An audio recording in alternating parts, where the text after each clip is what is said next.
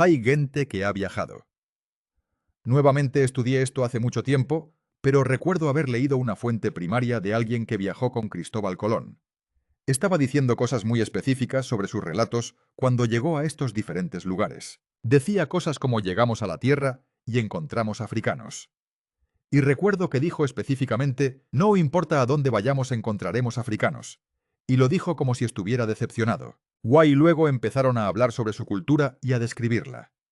Solo tienes que ir a ver a las personas que viajaron con Cristóbal Colón y allí hay algunos relatos de primera mano. Y son muy honestos al respecto. ¿Tienes algo en este libro sobre los olmecas? No, en realidad no. Los mencioné brevemente. Exploré el misterio olmeca con considerable profundidad. ¿Puedes explicarle eso a la gente que tal vez? En las huellas de los dioses, sí. Por eso se considera la alta cultura más antigua de Centroamérica. Todo el mundo ha oído hablar de los aztecas. Todo el mundo ha oído hablar de los mayas. Pero antes de los aztecas y antes de los mayas, hubo una cultura a la que se hace referencia como los olmecas. Una vez más, no sabemos cómo se llamaban a sí mismos. Así los llamaban los aztecas. Los llamaron olmecas. Quiere decir el pueblo del caucho porque es la zona productora de caucho de México. Trabajaron en gigantescas construcciones megalíticas. Lo que los hace más famosos son sus enormes cabezas humanas talladas que pueden pesar entre 20 y 25 toneladas. Y que tienen rasgos curiosos que han sido interpretados de diversas formas como polinesios africanos. No parezcas los rasgos clásicos de los nativos americanos. Pero una de las cosas de las que me he dado cuenta es que no existe una característica clásica de los nativos americanos. Que los nativos americanos tienen una historia genética muy compleja con muchos elementos diferentes. Guay no debería sorprendernos necesariamente el aspecto supuestamente no nativo americano. ¿Qué creemos que eran esos cascos que llevaban nadie lo sabe? Porque nunca se ha encontrado ningún ejemplo físico de tal casco. Al igual que nunca se ha encontrado ningún ejemplo físico de la corona de un faraón egipcio. Lo único que vemos son sus reproducciones en piedra. Usan universalmente estos cascos, casi todos usan estos cascos en la mampostería olmeca.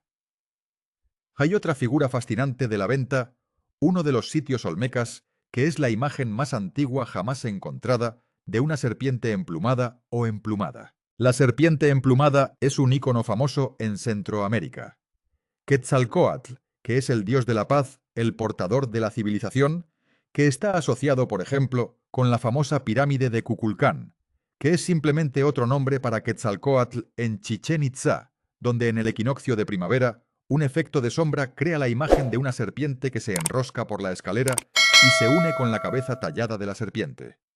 Ahí está la imagen de la venta. Esa es la imagen más antigua de una serpiente emplumada en América. Y sentado en el medio, y le di mucha importancia a esto, porque creo que es un gran problema en Magicians of the Gods, sentado en el medio, está esta figura humana que sostiene esta extraña bolsa en su mano. Y es un hecho que esas bolsas idénticas se encuentran en la antigua Sumeria en manos de individuos que eran considerados portadores de la civilización, y también aparecen en el Pilar 43 en Gobekli Tepe. ¿Hay alguna fotografía o algo así? Nunca hay de estas cosas. Bien, solo descripciones, simplemente una gran historia. Bueno, la gran parte de la historia es el hecho de que en realidad no puedes ir allí. Y la simple idea de que hay un área donde los militares están protegiendo a la gente de cometer tonterías no tiene ningún sentido. Nadie pregunta por qué. Bien, nadie pregunta por qué. Realmente me molesta esa historia y todo eso ya sea su divulgación o lo que sea. No escucho a nadie preguntar por qué.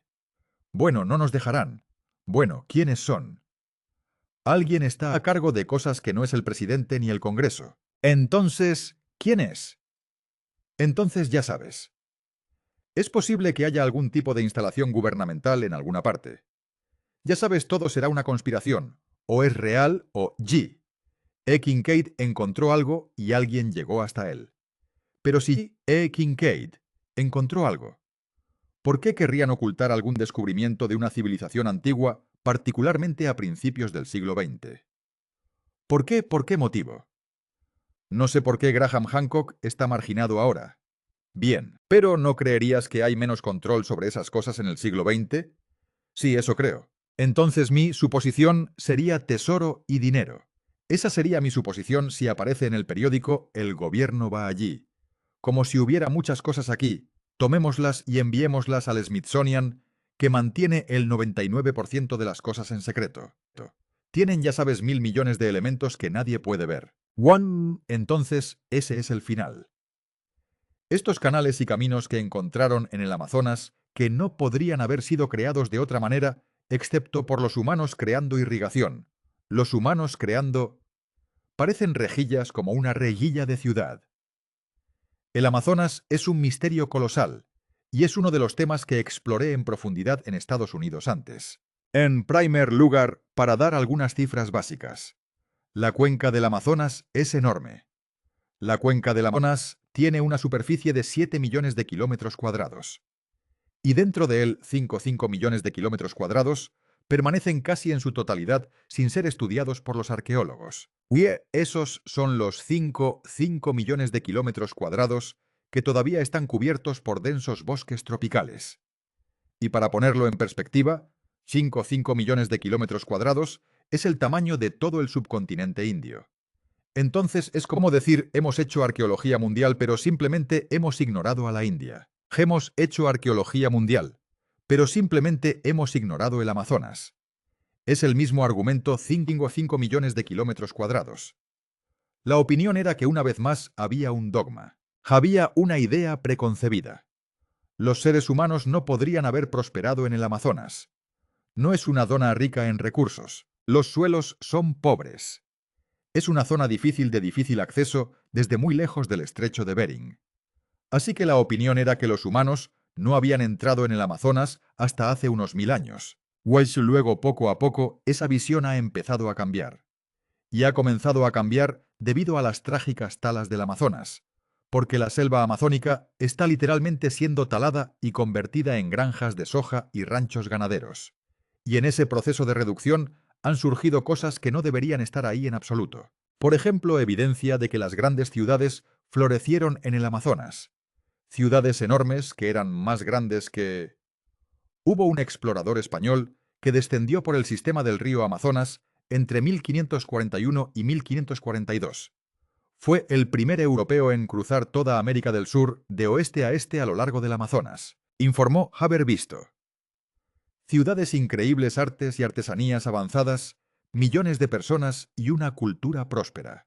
Y 100 años después, cuando otros europeos llegaron al Amazonas, no pudieron encontrar estas ciudades.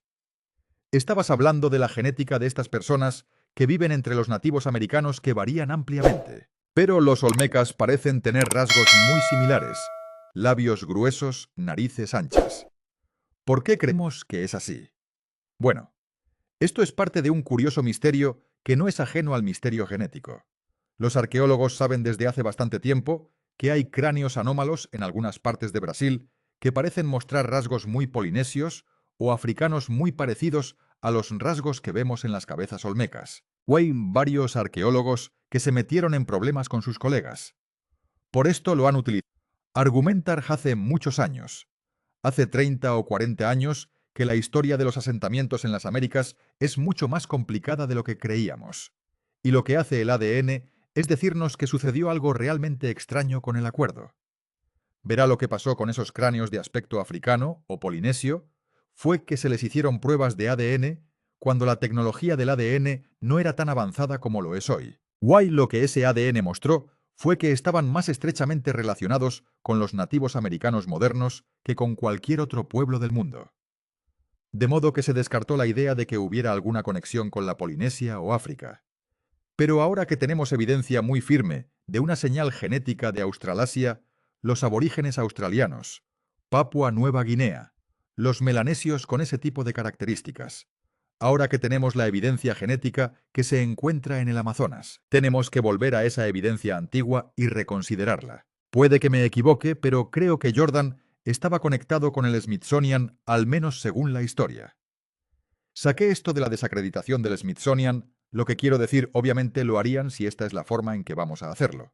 Pero ellos desacreditaron esto y dieron dos enlaces, uno al artículo original de 1909 y otro a una actualización de 2008.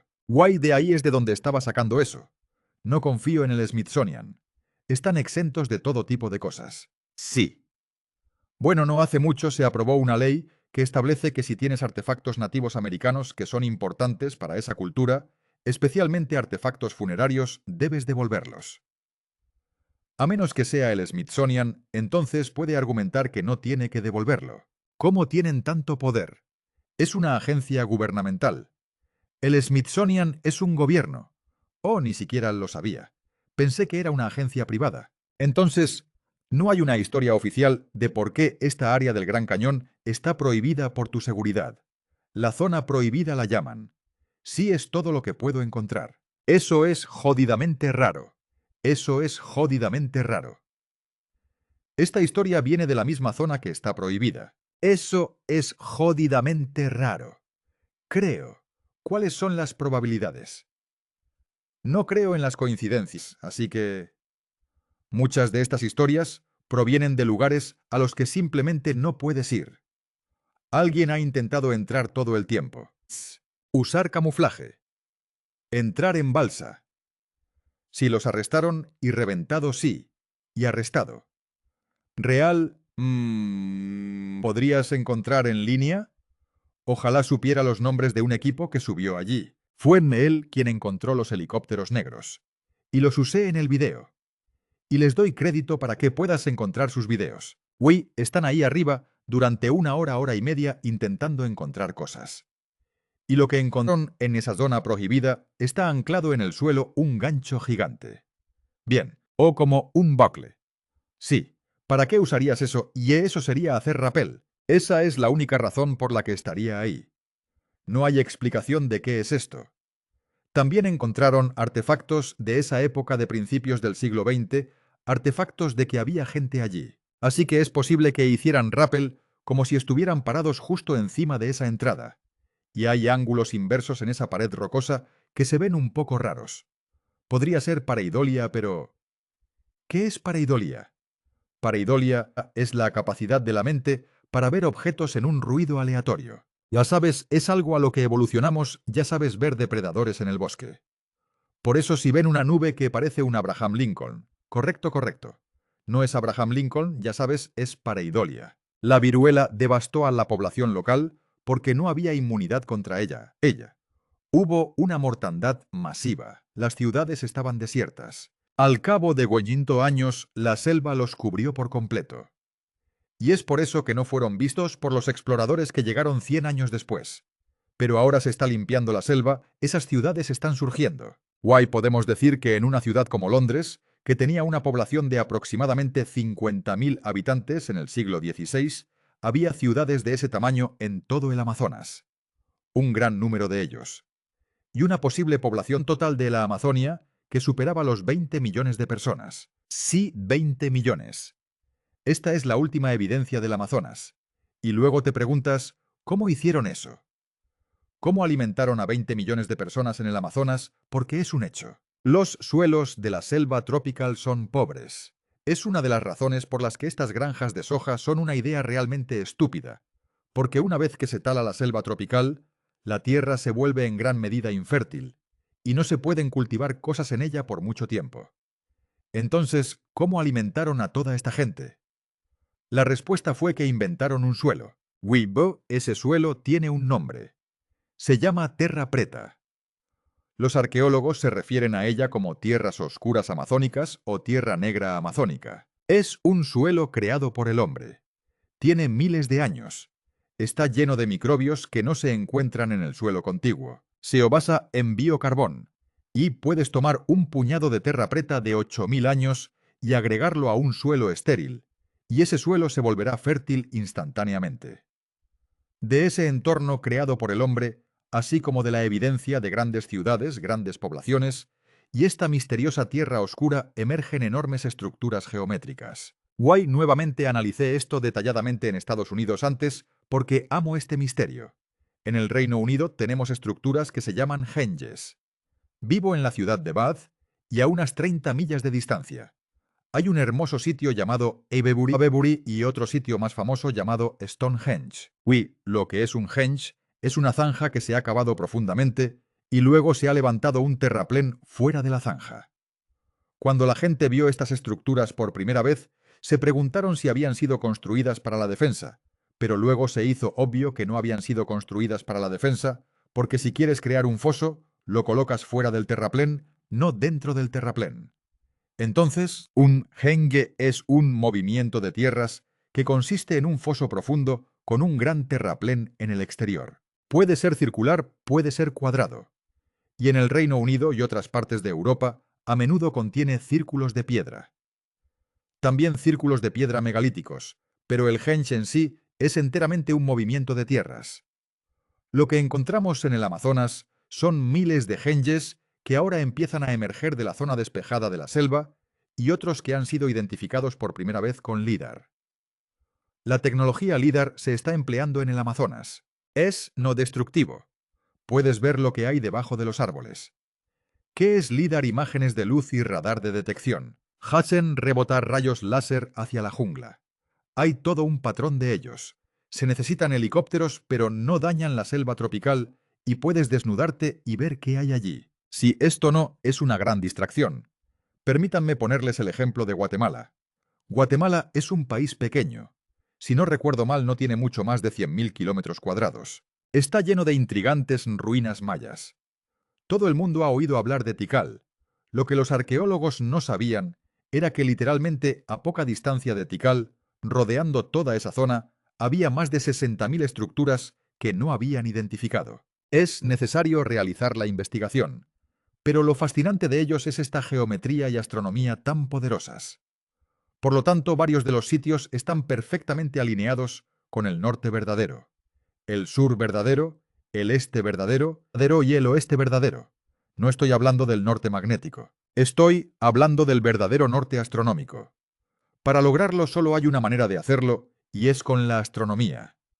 Eso nos dice que los astrónomos estaban trabajando en el Amazonas. La geometría es muy compleja y muy precisa. Eso nos dice que en el Amazonas trabajaban personas con habilidades geométricas. Y en tercer lugar, la escala de los sitios de cientos de metros gigantescos, movimientos de tierra en la escala de cientos de metros. Nos dice que se trataba de un proyecto muy organizado que fue llevado a cabo a gran escala por un gran número de personas. Es un misterio maravilloso. La única historia que conocemos es la que vamos a descubrir en nuestro propio tiempo. La que se nos presenta no es historia. Todo son mentiras. Si descubrieras algo más antiguo que eso serías muy famoso. Ya sabes, es como si realmente miraran con atención. Elon Musk profundiza en un descubrimiento revolucionario que ha conmocionado tanto a historiadores como a investigadores. Encontró pruebas de un enterramiento deliberado en un sistema de cuevas muy complicado y difícil al que difícilmente se puede acceder. Creo que nos estamos acercando mucho a redescubrir algunas de las cosas que hacían nuestros ancestros. El repentino descubrimiento de una antigua civilización escondida en las profundidades del Gran Cañón. Hay un policía estatal aquí y quería hablar con usted, y encontró estos huesos aserrados, algunos de ellos. Tenemos 11 de ellos ahora que los encontraron.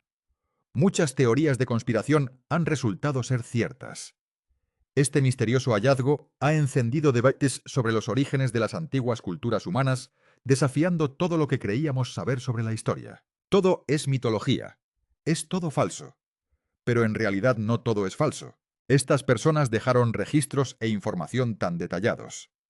En la larga lista de parques nacionales y lugares sensacionales del mundo, el Gran Cañón es sin duda uno de los más reconocidos y favoritos entre muchos. Desde su tamaño hasta su belleza y características cautivadoras. Este país de las maravillas lo tiene todo para atraer a las personas y mantenerlas sumergidas en su asombro. A los turistas, exploradores y científicos les resulta difícil apartar la vista de este paraíso natural, ya que tiene algo especial para todos. Desde las impresionantes vistas hasta las impresionantes características geológicas, como rocas y montañas y valles escarpados, el cañón es como un universo completamente diferente en la Tierra. Personas de todo el mundo viajan a este lugar para vislumbrar cómo se sentiría y sabría la vida en un país de las maravillas abierto. Aparte de estos, el Gran Cañón también ofrece un fenómeno geológico cautivador. Y un excelente de esto es la gran inconformidad. La gran discordancia es un límite alucinante entre dos conjuntos masivos de capas de roca que muestran un fascinante lapso de tiempo que según nuestros libros de historia no debería existir. Se cree que el lapso de tiempo abarca cientos de millones de años y presenta un cambio repentino de rocas muy antiguas en la parte inferior a rocas más nuevas y más jóvenes en el nivel superior. La marcada separación es simplemente impresionante y presenta una fusión entre dos períodos geológicos muy diferentes. Sin embargo, por muy tentadora que pueda ser la gran discordancia, presenta un enigma para los científicos. La brecha de millones de años en esta anomalía sigue siendo un misterio. ¿Qué ocurrió realmente en estos millones de años? La base del Gran Cañón contiene rocas antiguas que han sufrido millones de años de desgaste. Por encima de esto se encuentran capas más nuevas de rocas sedimentarias que fueron formadas por ríos, mares y otras fuerzas de la naturaleza. El marcado contraste que se observa aquí es algo que ha asombrado a los investigadores. Pero entonces algunas mentes geniales como Graham Hancock lograron descifrar el código. Según Graham Hancock, un determinado evento planetario, como una glaciación masiva o una inundación, debe haber causado el marcado contraste observado en la Gran Discordancia. Quizás la colosal inundación destrozó la capa antigua, y luego rápidamente comenzó a acumular nuevas capas de rocas sedimentarias para crear la anomalía única que vemos hoy. La loca erosión de tal inundación debe haber llevado a la ausencia de restos rocosos o sobrevivientes de esa época, agravando aún más el enigma.